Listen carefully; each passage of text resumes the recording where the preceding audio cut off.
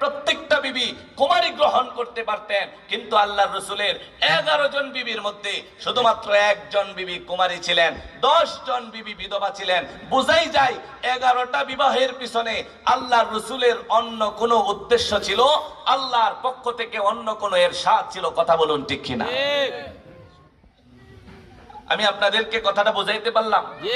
আল্লাহর রাসূল কখনো নিজের ইচ্ছা, নিজের চাহিদা, নিজের আকর্ষণে এই বিবাহগুলি করে নাই। প্রত্যেকটা বিবাহ করার পিছনে আল্লাহ পাক রব্বুল আলামিনের ইরশাদ ছিল।